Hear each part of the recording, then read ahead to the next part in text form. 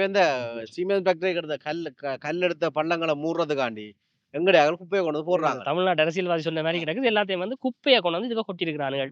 எங்கேயாவது நல்ல இடத்துல எடுத்தாலாச்சும் அத கொளுத்தி கிளுத்தி ஏதாவது ஒன்று ரீசைக்கிள் பண்ணலாம். இல்லாட்டி ஏதாவது ஒண்ணு செய்யலாம். இந்த கிடங்குக்கு போட்டா என்னண்டு இத கழுவி செய்யலாம். டோசரால ஒண்ணும் தள்ளி இருக்கணும்.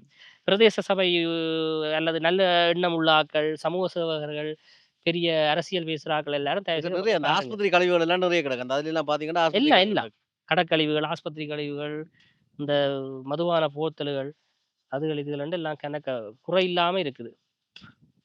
இது முதல்லயே உண்மையிலே குப்பை போடுற இடம் தானோ? இல்ல, இல்ல. அதுக்காக ஒதுக்கப்பட்ட இடம் தானோ? இது இல்ல தானே? அப்ப இதுக்குள்ள கொண்டு வந்து இப்படி போடினோம். இது வந்து பிரதேசவே போடுதா? இல்லாட்டி யார் போடுறது உண்மையிலே? பிரதேசவ தான் கொண்டு வந்து போடுதா? இல்லாட்டி தனியாக்கள்லாம் கொண்டு வந்து போடினோமா?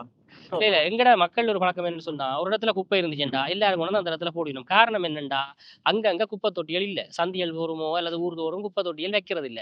அது ஒரு பெரிய ஒரு மைனஸ். கேட்டா இங்க ஊழியர்கள் இல்ல, குப்பைய சுத்திகரிச்சு எடுக்கிறதுக்குன்னு சொல்லுவினோம்.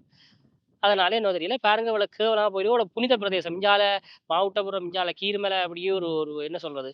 மகிமை வாய்ந்த, சக்தி வாய்ந்த கோயில்கள்னு சொல்லி 2 பெரிய கோயில்கள் இருக்குது. அதுக்கு நடுவுல இவ்வளவு நடக்குது. பாருங்க இந்த வியூ நல்லா இருக்கு. இதுல விட்டு போட்டு மூக்க பொத்திக்கொண்டு இந்த வியூவ பார்த்தீங்கன்னா, வியூ சும்மா நல்ல காடு இதெல்லாம் இருக்குது. இங்க நரியல் எல்லாம் நிக்குது. நான் கூட பார்த்துருக்கிறேன். பண்டி இருக்குது. புலி இருந்தது இப்ப இல்ல. சரி வா.